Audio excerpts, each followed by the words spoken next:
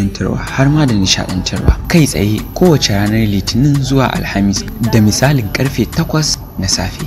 Sannan mu kawo muku maimaicinsa karfe 8 na yamma. Ku kasance tare da Usaina Abdulkadir dan Hajiya da kuma Suleiman Tanko Ibrahim Tiki. Ina kwana a tashar Mama Africa Hausa, tasha ta 172 akan dekodin TFT. Masu kallo, assalamu alaikum wa rahmatullahi ta'ala wa barakatuhu. Barkanmu da wannan lokaci, barkanmu da saduwa da ku a cikin shirin ina kwana, shiri na musamman da ke zuwa muku daga tashar Mama Africa Hausa tare da abokin aiki na Suleiman Tanko Ibrahim da kuma ni naku Usaina Abdulkadir dan Hajiya. Ina kwanan mu da fatan an tashi lafiya. Da inda ka ji an ce ina kwana ana nufin gudunmuwa. Suka ce gudunmuwa ne na za ka gudu zuwa. Wannan gaskiya ne. Masu kallo, shirin ina kwana shiri ne da ya saba ilmantarwa, faɗakarwa har ma da wa'azantarwa, kuma muna fata za a mana afuwa bisa matsaloli na na'ura da muke samu na rashin fara shirin akan lokaci. Wannan yana faruwa ne bisa matsaloli na na'ura da muke samu, wanda insha Allah muna kan gyara akai, kuma da yardar Allah wannan ya zama na farko kuma na ƙarshe in Allah ya taimake mu. Saboda haka za mu je hutu na takaitaccen lokaci. Idan muka dawo kai tsaye za mu je ga labarai daga sashen BBC Hausa. Saboda haka a jihar muna dawowa.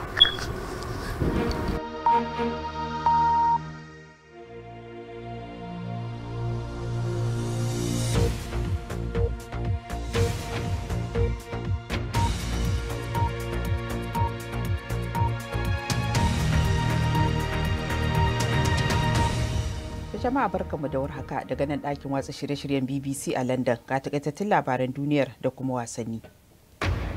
Babbar jami'a Amurka Nancy Pelosi ta gana da shugaban Taiwan duk da hannunka mai sandar da China ta yi. A karon farko kuma masu kare gandun daji sun dukufa wajen ƙidaye giwaye a ƙasashe 5 na nahiyar Afirka. Taiwan ta ce ta tashi jiragen yaƙi cikin gaggawa don kore wasu jiragen yaƙin China 27 da suka shiga sararin samaniyarta. China na nuna kushinta ne game da ziyarar Nancy Pelosi, ya siyasa mafi girman mukami a Amurka da ta ziyarci Taiwan a cikin shekara 25. Mrs. Pelosi ta je Taiwan ne don kawo goyon bayan Amurka ga mulkin demokuraɗiyya a tsibirin, yayin da ita kuma China ke bigen sake haɗa tsibirin da sauran yankin ƙasarta. Ka Ibrahim Yawa da ƙarin bayani. Nancy Pelosi kenan tare da shugabar Taiwan. Ita ce 'yar siyasa Amurka ta uku mafi karfin fada a ji. Wani salo ne na tsokana ko kuma nuna goyon baya ne da ya zama wajibi? Babbar ziyarar Nancy Pelosi da aka jinkirta na tattare da hadari. Fushin da China ta yi ya sa an gayyaci jakadan Amurka a kasar, yayin da aka baiwa Pelosi wata lambar girma saboda kyakkyawar alakarta da Taiwan. A yau tawagar mu, wacce nake alfahari da ita sosai, ta zo Taiwan domin mu bayyana ƙarar cewar ba za mu watsi da Taiwan ba, sannan muna alfahari da ƙawancenmu. Shugaba Tsai ta yi wa Pelosi godiya saboda goyon baya mai ƙarfi da take baiwa ƙasar. Taiwan ba za ta ja da baya ba, duk da barazanar sojin da take ƙara fuskanta. Za mu riƙe 'yancin ƙasarmu sosai, sannan za mu ci gaba da kare demokuraɗiyya. China ta dage cewa tsibirin na Taiwan wani bangare ne na yankinta. Sai dai ana ƙara samun matasa 'yan Taiwan da ke koyon yadda ake amfani da bindiga. Wasu ma abin da suke koya ya zarta haka saboda fargabar China za ta iya yi musu abin da Rasha ta yi wa Ukraine. Ya ce wannan ƙasa ta ce ina kuma son na kare ta, sannan na rayu a cikinta tare da 'yan gidanmu, shi kenan. Masharhanta sun ce hadarin barkewar wani rikici na soji ba shi da yawa sosai, amma sun kuma yi nuni da cewa cunkoson jiragen ruwan sojin da ake samu a zirin Taiwan zai iya haifar da hadarin samun wani kuskure. Rikice-rikicen da aka samu a baya game da Taiwan a shekarun 1990 sun faru ne sakamakon abubuwan da suka faru daga Taipei, kuma ina tunanin sakamako ne na duka bangarorin biyu, wato Amurka da China, inda kowace ke yi wa juna kallon wacce za ta kawo hari da kuma wacce za ta sauya halin da ake ciki. Amma duk da wannan sakon bidiyon sojin wanda ba shi da wuyar fahimta sosai da China ta fitar gabanin ziyarar kakakin majalisar wakilan Amurka, gwamnatin Biden na son ta kaucewa batun cewar wannan zai haddasa wani rikici. Mun bayyana cewa muna adawa da duk wasu sauye-sauye ga yanayin da ake ciki da zai fito daga kowane bangare. Mun bayyana cewa ba ma goyon bayan 'yancin Taiwan. Mun ce muna son ganin an warware bambance-bambancen da ke akwai ta hanyar lumana. Yanzu dai wannan yanayi ya soma shafar hulɗar kasuwancin da ke tsakanin ƙasashen biyu da a baya ke harka sosai ba tare da wata matsala ba. China ta toshe shigo da wasu kayan abinci da ake samarwa a Taiwan. Sannan kuma ta dakatar da fitar da yashi zuwa cikin ƙasar na wucin gadi. Sakamakon wannan ziyara ta kakakin majalisar wakilan Amurka Pelosi. A wannan yanayi da ake ciki dai matsayin Taiwan ɗin dai har yanzu ba mai daɗi ba ne. To za ku iya samun wasu bayanan akan wannan labarin da ma wasu a shahinmu na intanet bbc.com/hausa wanda za ku iya samu a wayoyinku na salula. To wannan kenan takaitaccen labaran duniya kenan daga sashen BBC Hausa, inda kuma daga nan na gida Najeriya muke da wasu 'yan takaitattun labarai kamar haka da za mu kawo muku a wannan lokaci. Inda muka samu labarin cewa shugaba Muhammadu Buhari ya sayar wa kasar Niger motocin alfarma na naira biliyan 1.400 domin inganta kasar. A wannan kuma bangaren muke da labarin cewa gwamnatin tarayya ta amince da kashe naira biliyan 2.600 don siyasan kasan ta inganta da kuma kawo tsaro a Abuja.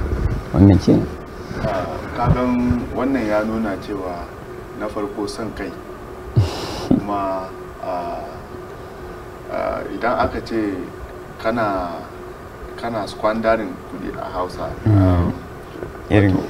yana squandering kudi kawai a yanda ya so. Abinda na gana cikin wannan al'amarin jinan, saboda ina ruwan kai za ka je ka saya ma Niger na farko, ka je ka saya ma Niger mota na biliyan nawa ka dauki kudi, banda kuma ka san cewa mu a Najeriya ana shan wahala, akwai matsala da yawa a Najeriya. Ka dauki kudi, magudin kudin nan ka je kasowa da abin nan, bayan ka san matsala da yake kasa akan rashin tsaro kuma da abubuwan da suke sada maganan da muka yi jaka ganin ya sake a fitocin nan. Kuma na biyu a ce sun rasa duk abin da za su sake su zuba kudi kuma wai a siyasa kuma za su zuba, kuma talakawa suna nan suna shan wahala. To su waye masu jefa kuri'an nan ba talakawa ba ne, kuma baka biya musu bukatansu ba. Sai ni ban gane ya abin nan law na gwamnatin Najeriya take tafiya ba, saboda a gidanka baka gama ciyar da gidanka ba, ka je ka ciyar da waje, kuma ka sace ka dauki wani abin nan kudin ka je ka zuba inda bai kamata ba. Ai yanzu ba kudin da za a zuba wa siyasa ne muke nema ba. To amma ba ka tunanin cewa ila shi wannan hanyar ya bi da ita ta wannan hanyar ne saboda ba da kariya? Ya dai bi da hanyar kuma da kasan shi. Ya dai bi da hanyar dai don kanshi, saboda killa yana ganin cewa lokacin shi ya kusan da zai sauka. So idan bai yi haka ba kuma yana neman wani, kasan shugabanninmu na Najeriya nan musamman suna da wani abu, idan suka zan kashe, akwai kasashen da za su samu abun da kun ba sa kan mulki za su samu wani mataci ko kuma wani sarautar da za a ba su, saboda kasan a lokacin da yake neman takara har amma aka ce an ba shi wani shugabanci. So ya kana gani yanzu nan wannan hanya ne yana gyara ta kanshi ne, saboda abin da ni na gani kenan fa ya gyara hanyar nan ne ta kanshi, saboda idan baya kan mulki gobe za a iya ba shi wani shugabanci ko kuma wani abin nan a Niger, saboda wannan yaushe ka taba ji shugaban Niger ya taba zuwa Najeriya ya so ma Najeriya? Wani shugaba ne ya zuwa Najeriya daga wasu kasa suka saya mana, ko kuma duk matsalar da muke cika cikin Najeriya wani kasa ne suka zo suka ce to yau za mu taimaka muku mu abin nan mu gan karshen abin nan. Ka tashi ka dauki magudin kudi ka kai ma a wayancan mutane, kuma ka san ana nan ana shan wahala. Kudin nan da ya dauka ya ba, ko da yake ba a ba da cin ba ya da corruption abin nan da terrorist ba, amma ya kamata ce ya yi amfani da kudin nan domin neman intelligence ko kuma ya nemi yadda za a yi abin nan jirgin sama a ta kawo mu a fitar da wayannan mutane, amma ya dauki kudin nan ya kai ma abin mutanen nan a gyasa wannan mota. ai babun da ya kamata ya yi kenan ba, wannan ba hanya ba ne. To wannan gaskiya ne, takaitattun labaran da muke da su kenan kai tsaye daga nan gida Najeriya, kuma inda na tabbata mun saurari na BBC Hausa. To a yanzu kuma za mu shiga kai tsaye daga shirin zuwa shirin ta faru wanda za ku kira mu ku da kanku ku gaya mana abubuwan al'ajabi ko ban mamaki wa'inda suke faruwa a inda kuke, inda za mu tattauna kai tsaye tare da ku, ko kuma kuka ga gyara ko kuma wani abu da ya kasance wanda kuke so al'umma su sani ne ko su kiyaye a kai, musamman na halin da yanayi na rayuwa yake ciki. Kasan idan aka ce ina kwana, shi kanshi shirin da ya ce ina kwana shiri ne wanda yake bayyana wasu abubuwa ko kuma in ce da yake kawo muku zantawa da mu da ku masu kallo domin mu samu ingantaccen zamantakewa a tsakaninmu. Saboda haka akwai sako na musamman da muka samu yanzu haka daga WhatsApp, inda Khadija Muhammad ta ce assalamu alaikum wa rahmatullahi ta'ala wa barakatu, ina muku fatan alkhairi da fatan kun tashi lafiya. Wannan shirin yana matukar burge mu kuma muna jin daɗi, Allah ya sa ku tashi lafiya. Amin amin Khadija Muhammad, muna godiya sosai. Sannan muna da sako daga Sa'ad Abubakar ya ce assalamu alaikum, ina muku fatan alkhairi. Ai ban ga laifin shi ba, kila idan ya bar Najeriya zai tattara kaya zuwa Nijar ne domin su ma ya mulke su, daga nan sai ya sai ma Najeriya nasu motocin. To muna godiya sosai Sa'ad. Sai kuma Samira Nasir ta ce assalamu alaikum wa rahmatullahi ta'ala wa barakatu, ina muku fatan alkhairi da fatan za ku tashi lafiya. Muna godiya sosai Samira Nasir. To wannan kenan, ka san shirin ta faru a cikin shirin ina kwana shiri ne da yake so ya dinga tattaunawa tare da mutane. Akwai wani sako ne mai mahimmanci na gani, ta ce daga shirin ta faru ina so dan Allah a yi magana akan yanayin yadda mutane suke shiga motoci akan hanya ba akan tsari ba, domin hakan kuskure ne kuma ya faru da ni, ban ji daɗi ba. Da Allah a yi magana a kai, a dinga shiga tasha a shigan mota. To kagan in ka tuna da farkon shirinmu nan mun yi magana kan ba da shawara mutane su dinga shiga mota daga tasha, saboda wannan ba maganan nan wannan gaskiya ne. Idan kana tafiya yanzu saka ga mutane suna saya a hanya, musamman ka bi ta hanyar wannan za ka fita Kano ko na Kaduna, suna tsaye akan hanya suna neman mota. Sai wurin na ta samu dama saka ga wayannan yan tada ko kuma masu garkuwa da mutane, sai ka ga wayansu za su zo da motoci wanda kai za ka ga motar nan yana da kyau, ko kuma wannan mutanen nan ba wayannan matafi ne wanda za su dauke ka daga wurin kuma su dauke ka. Na farko ya nuna sanda aka dauke ka, idan akwai mutanen da suka san ka a wurin ne sun gan za ka yi tafiya ne kuma za su tafi, ba wanda zai sayar da su, sai sun kai hanya tukun za ka zo ka gane cewa na ba da labari ranar akwai motocin da suka taso, wannan ma ta faru a kudu ne. Motoci ne suka taso aka tara fasinjoji sosai a ciki, ba da daidawa ba, ina ga satin da ya wuce ne a wannan ta faru. Motoci ne suka tashi daga Asaba za su je Lagos. A cikin motar nan sai aka rubuta irin abubuwa na Allah haka, irin mutanen nan in ka ga rubutun da aka rubuta wa motar nan zaka tunanin cewa haka wayannan mutanen masu zuwa irin harkan addini haka, wayan abubuwa aka tara fasinjo. Ashe wannan motar da wannan motar duk mutanen da suke ciki masu garkuwa da mutane ne. To abin da ya sa Allah ya kama su shine wanda za su dauka, da suka tashi dauka fasanja suka dauki kamar mutane uku, kuma wayannan mutane uku sojoji ne da suka zo gida irin zuwa hutu na kwana haka za su koma, so ba san su sojoji ne su haka doke su, suka ce wai a Asaba za su je, aka ce a su fa Lagos za su tafi, aka ce a hauke to za mu je Lagos din tare. To daga wurin ne suka fara gane cewa ya za a ce fasinjojin da suke zuwa Asaba kuma wai da suka ce saboda su uku ne wai za su ci gaba da Lagos. Direban yake ce musu dama fasinjoji ne da abin da ya sa da farko za su je a Asaba motan bai cika ba ne, yanzu da aka samu cikakken mota kowa zuwa Lagos za su tafi. To daga wurin shine wannan mutumin su daga cikin su suka fara ma kansu magana, sai suka yi ma mutane sojojin da suke hanya signal cewa wani mota kaza kaza haka na zuwa, in wani abu ya faru ga ku bincike motar nan. To ma ba su ma kai wajen signal checking point din ba suka wannan fasinjoji, in ka gansu tsofaffin mutane ne wanda in ka gansu ma za ka tunanin a wayannan mutane ba su da irin wannan aniya. Suka fara fitar da bindiga suka abin nan da wuri, sai shi kuma a waya na hannun shi kasan su suna da signal na irin nasu na abin nan dinnan, sai suka yi signal daga wurin na moto sojoji daga baya ta gaba suka bi aka kama.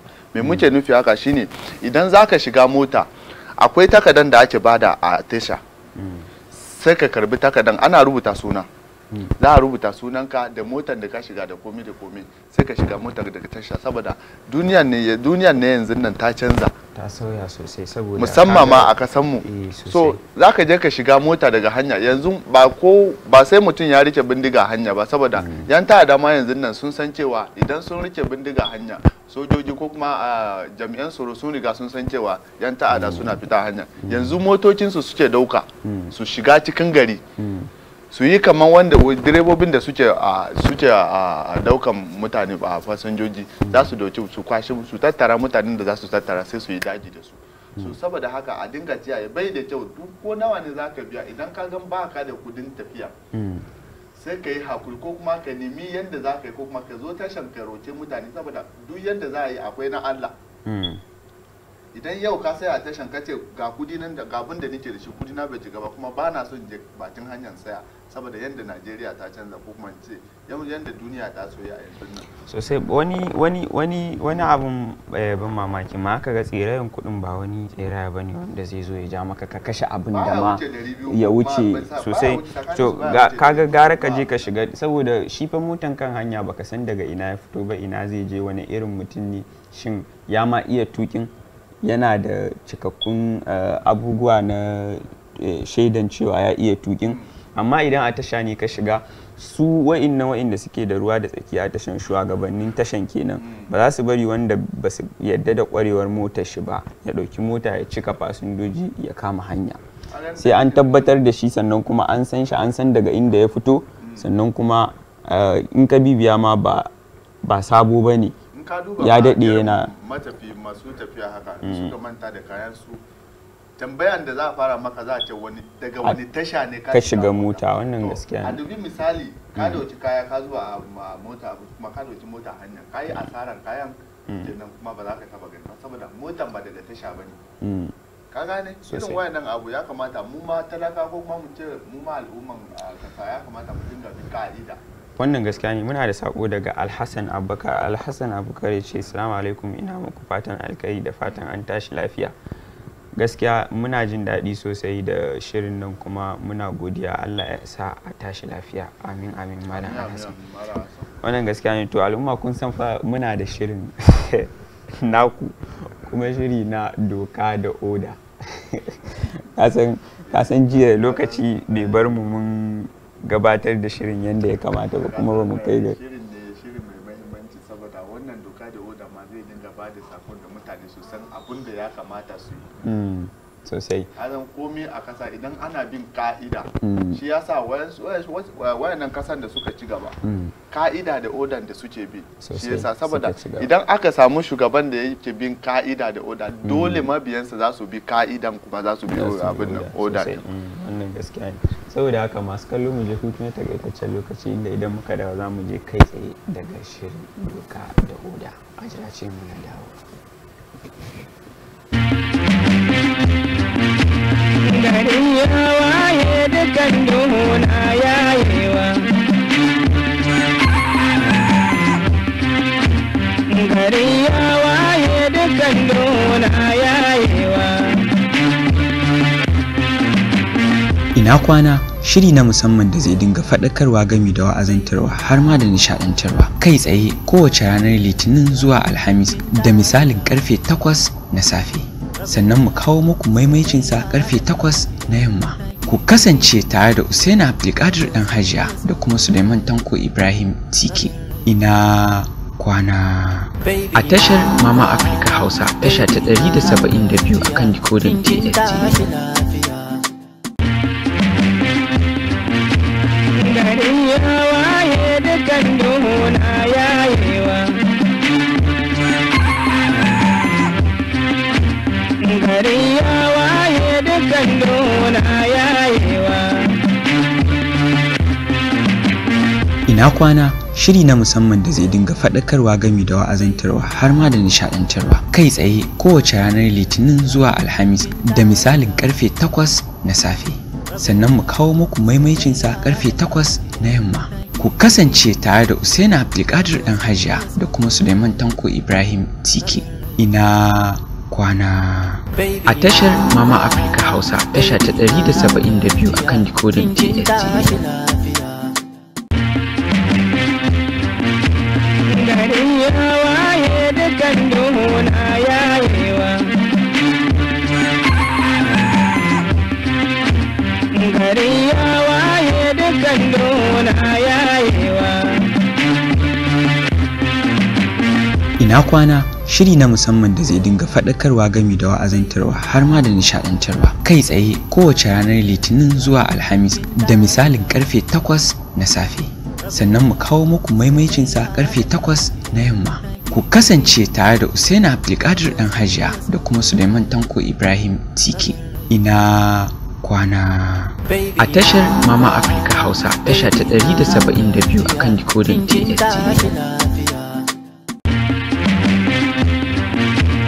Gari ya waye dukan duhuna yayewa.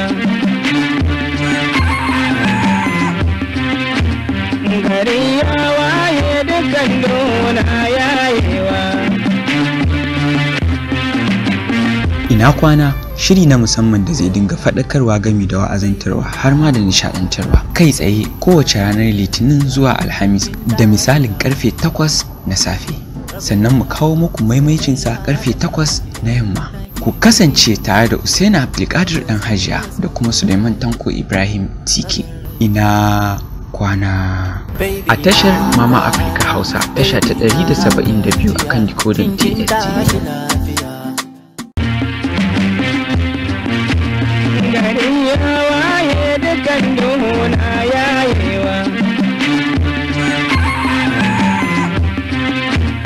Gari ya waye dukan duhuna yayewa. Ina kwana shiri na musamman da zai dinga faɗakarwa gami da wa'azantarwa har ma da nishaɗantarwa kai tsaye kowace ranar Litinin zuwa Alhamis da misalin karfe 8 na safe. Sannan mu kawo muku maimaicinsa karfe 8 na yamma. Ku kasance tare da Usaina Abdulkadir dan Hajiya da kuma Suleiman Tanko Ibrahim Tike. Ina kwana a tashar Mama Africa Hausa, tasha ta 172 akan decoder TFT. Gari ya waye dukan duhuna yayewa. Gari ya waye dukan duhuna yayewa.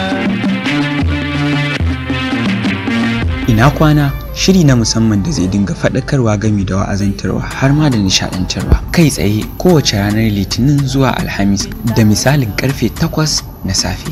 Sannan mu kawo muku maimaicinsa karfe 8 na yamma. Ku kasance tare da Usaina Abdulkadir dan Hajiya da kuma Suleiman Tanko Ibrahim Tike. Ina kwana a tashar Mama Africa Hausa, tasha ta 172 akan decoder TFT. Gari ya waye dukan duhuna yayewa.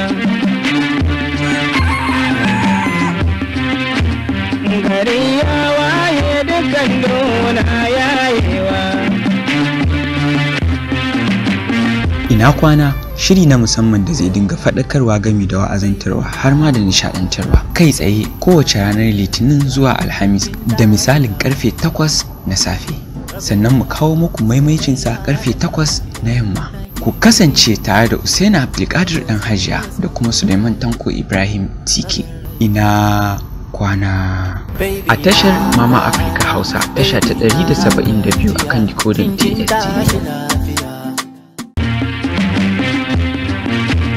Gari ya waye dukan duhuna yayewa.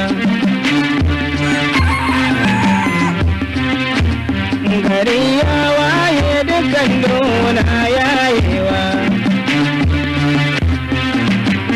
Ina kwana shiri na musamman da zai dinga faɗakarwa gami da wa'azantarwa har ma da nishaɗantarwa kai tsaye kowace ranar litinin zuwa alhamis da misalin karfe 8 na safe sannan mu kawo muku maimaicinsa karfe 8 na yamma ku kasance tare da Usaina Abdulkadir dan Hajiya da kuma Suleiman Tanko Ibrahim Tike.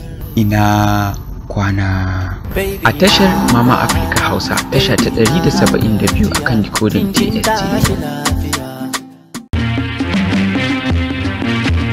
Gari ya waye dukan duhuna yayewa. Gari ya waye dukan duhuna yayewa. Ina kwana shiri na musamman da zai dinga faɗakarwa gami da wa'azantarwa har ma da nishaɗantarwa kai tsaye kowace ranar litinin zuwa alhamis da misalin karfe 8 na safe sannan mu kawo muku maimaicinsa karfe 8 na yamma ku kasance tare da Usaina Abdulkadir dan Hajiya da kuma Suleiman Tanko Ibrahim Tike. Ina kwana. A tashar Mama Africa Hausa tasha ta 172 akan dekodin TST. Gari ya waye dukan duhuna yayewa. Gari ya waye dukan duhuna yayewa. Ina kwana shiri na musamman da zai dinga faɗakarwa gami da wa'azantarwa har ma da nishaɗantarwa kai tsaye kowace ranar litinin zuwa alhamis da misalin karfe 8 na safe sannan mu kawo muku maimaicinsa karfe 8 na yamma ku kasance tare da Usaina Abdulkadir dan Hajiya da kuma Suleiman Tanko Ibrahim Tike. Ina kwana. A tashar Mama Africa Hausa tasha ta 172 akan dekodin TST. Gari ya waye dukan duhuna yayewa. Gari ya waye dukan duhuna yayewa. Ina kwana shiri na musamman da zai dinga faɗakarwa gami da wa'azantarwa har ma da nishaɗantarwa kai tsaye kowace ranar litinin zuwa alhamis da misalin karfe 8 na safe sannan mu kawo muku maimaicinsa karfe 8 na yamma ku kasance tare da Usaina Abdulkadir dan Hajiya da kuma Suleiman Tanko Ibrahim Tike. Ina kwana. A tashar Mama Africa Hausa tasha ta 172 akan dekodin TST. Gari ya waye dukan duhuna yayewa. Gari ya waye dukan duhuna yayewa.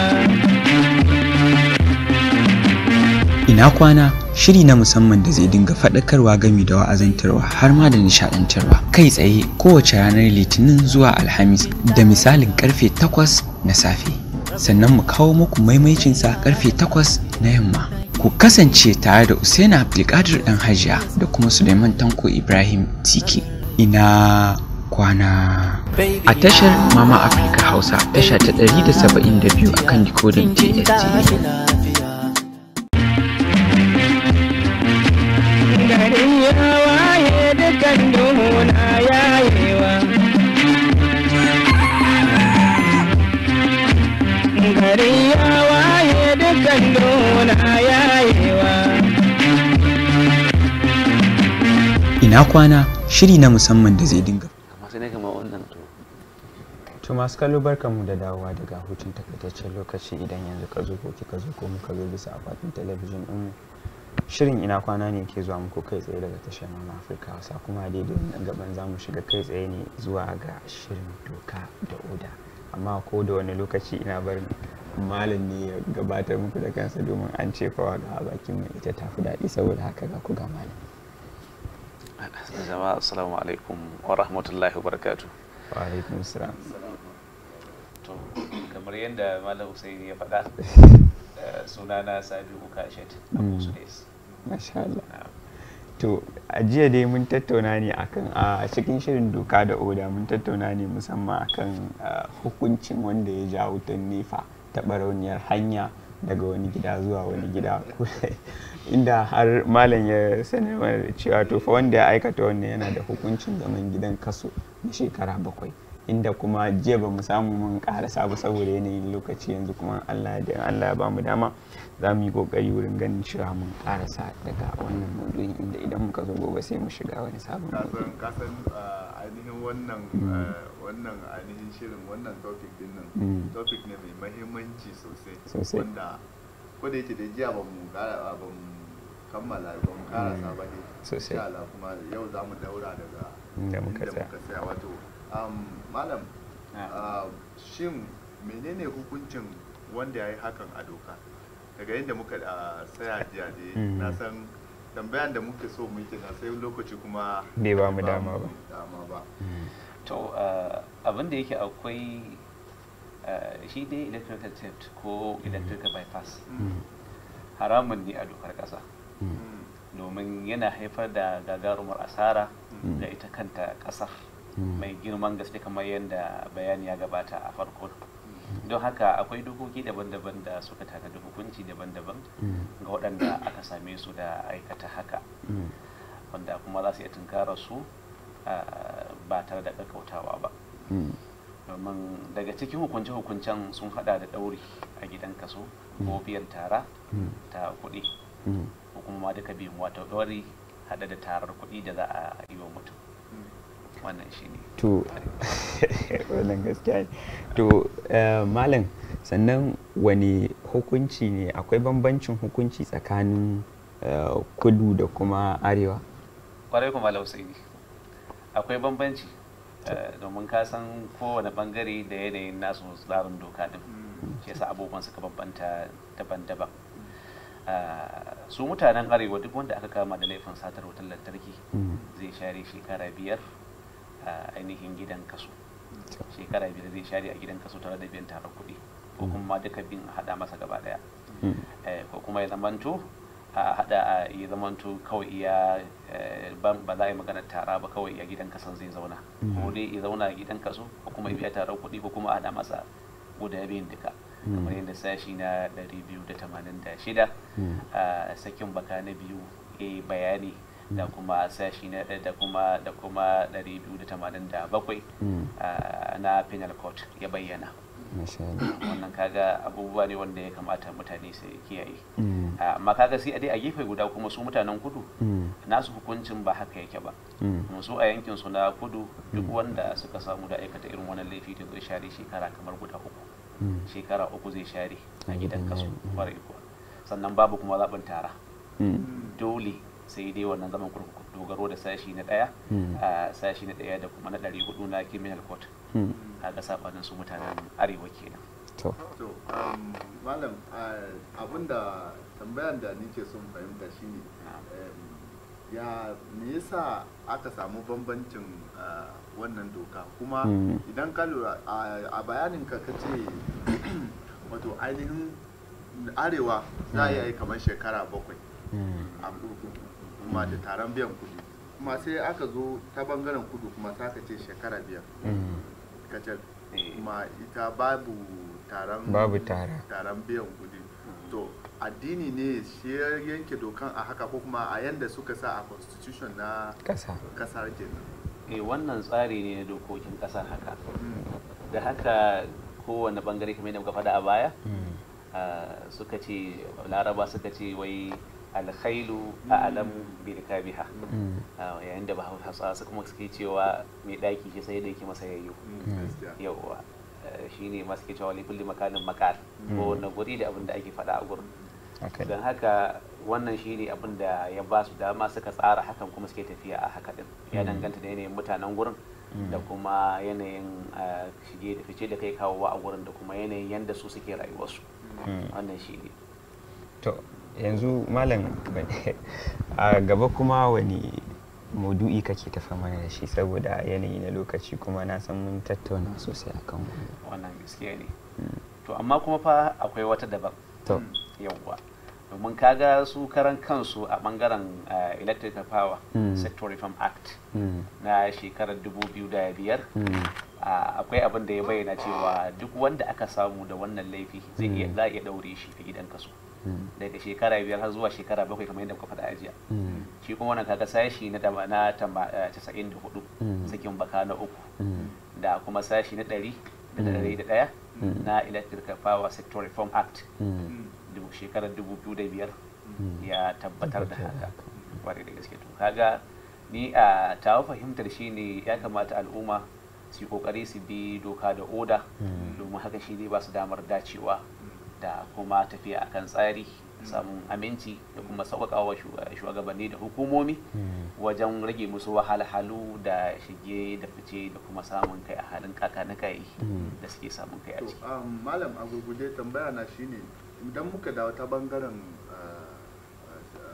su ainihin kamfanin which is electrical power din ma'aikatan da ainihin kamfani ta bangaren su, to kasan a wani lokaci mutane suke ganin kaman kasan suna kara hawa kudin biyan bil sai wayansu sai kaga an samu cewa ba sa iya biya.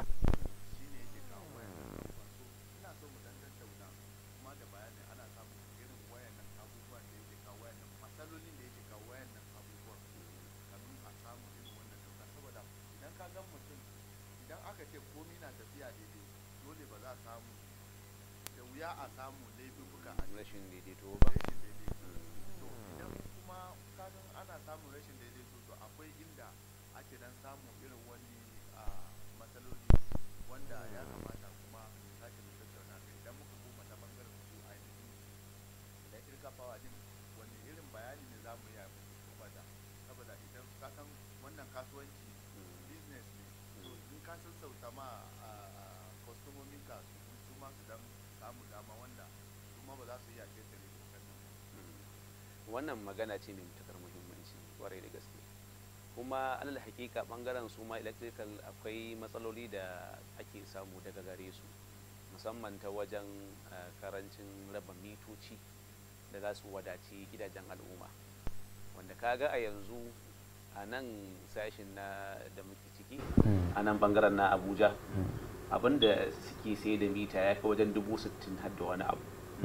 To kuma mitar ba ka samu akan kari dan na kan samu korafe-korafe daga jama'a kwarai da gaske cewa mitar ba a samun ta akan kari. Wani lokacin zaka yi je kai requesting mita a dauki lokaci bai fito ba, sannan wasu kuma da dama daga ciki idan mitar ta zo saboda masu amfani da bil ne sakamakon yadda kudin bil din yake hayi ko da yaushe a dalilin bashi da ake bibbin mutane, wannan sai ya janyo ko da ka samu mitar sai ya kasance sun seta ta yadda da zarar ka sa kuɗi za a cire wancan, za a suna da percentage za su ringa cirewa suna yagewa a kudin bashi da ake bin ka kai ka biya.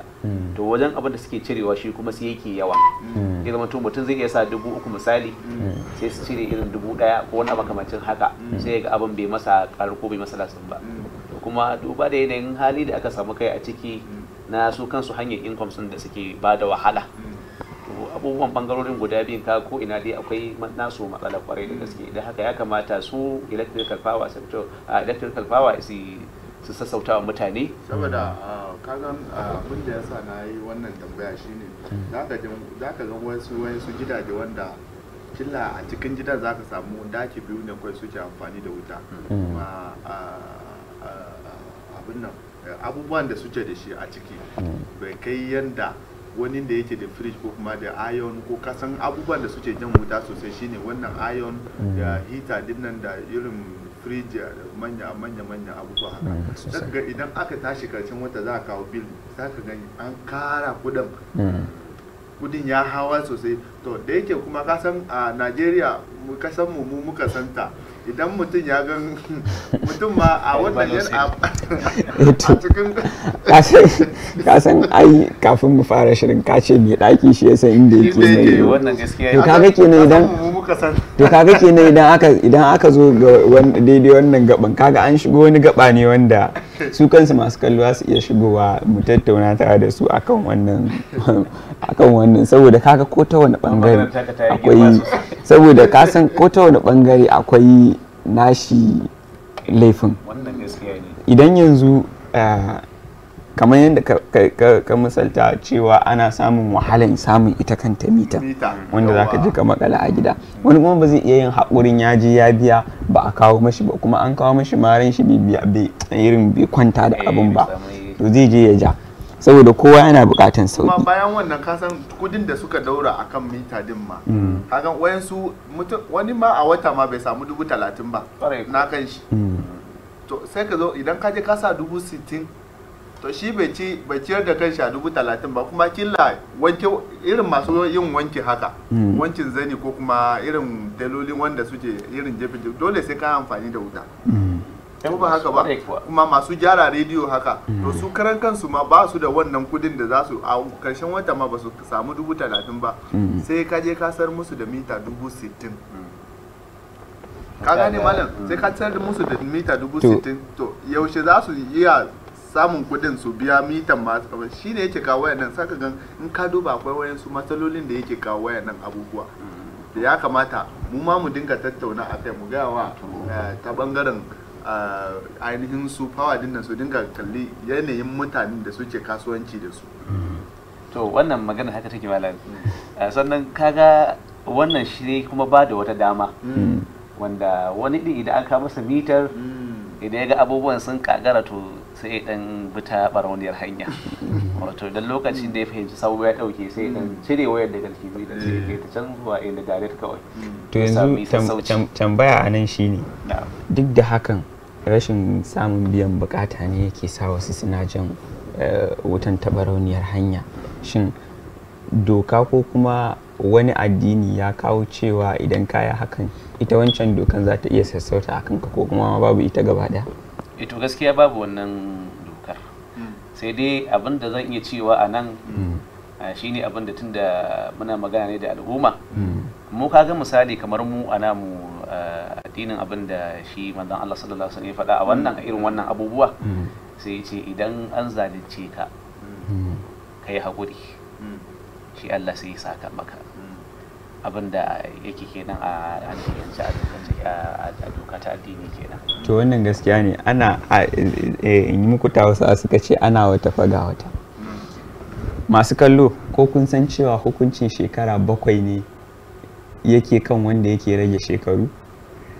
Za ku ji haka tare da mu da malam a gobe idan Allah ya kai mu, idan mun zo a shirin ina kwana, kuma a ƙarƙashin shirin ina kwanan idan mun zo shirin doka da oda za ku ji shin ta yaya ne aka yi hukuncin zaman gidan kaso ya hau kan wanda ya rage shekaru. Ai wannan a gaskiya wannan gobe insha Allah wannan gobe za ta taba mutane sosai. Wato abinda muke nufi shine zai taba ni, zai taba kai, zai taba mu, zai taba su. Saboda wannan idan aka zo ta bangaren wato ba dai zan ce komai ba. Wato abinda ake nufi shine malam, idan na fahimta kuma ina so masu kallo su masu fahimta, shine kamar yanzu shekarar ka 5 a jikin takarda, kuma shekara 5 din nan ne shekarunka, sai saboda kana neman wani abu ko kuma baka so a gane cewa shekarun ka 5 sai ka je kai wata sabuwar takarda ka rage shekarun, wani doka a kanka zaman gidan yari ne na shekara 7. Wannan gaskiya ne, kuma baka manta ba ka san da yake shekarun guda 2 ne. Yanzu ka ga akwai shekara ta musulunci wanda ake ce mata hijira ko, sannan kuma akwai shekara ta bature wanda ake ce mata wannan Gregorian calendar ko, yawwa. To abin da yake a tsakanin su akwai tazara. A duk lokacin da kai amfani da shekarar bature, abin da zai kawo maka shine shekarunka na bature idan an ce misali 60 ne, to idan za a koma na addini kuma za a ga shekarun nan sun kai 63 ko da 2. To ga tun daga nan kaga ka ƙara rago wasu. Ita dokar ba akan wanda take magana ba, ita tana magana ne akan shekarun bature din. To shikenan, ni ba na so masu kallo su cika ji ko kuma abin ya cika yawaitawa da tsawo. Yawa wannan gaskiya ne, saboda haka masu kallo ku jira mu a gobe idan Allah ya kai mu, insha Allah za mu zo tare da malam sannan kuma ya gaya muku shin ta yaya aka yi wanda ya rage shekaru a cikin shekarunsa na haihuwa zaman gidan yari har na tsawon shekara 7 ya hau kan shi. Saboda haka kasance tare da ni sai na Abdulkadir dan Hajja da abokin aiki na Suleiman Tanko Ibrahim a cikin shirin ina kwana da kuma babban bakonmu Sabi Ukashat Abu Sudais. Muke cewa assalamu alaikum wa rahmatullahi ta'ala wa barakatuhu. Ta lafiya. Gari ya waye dukan duhu na yayewa. Gari ya waye dukan duhu na yayewa.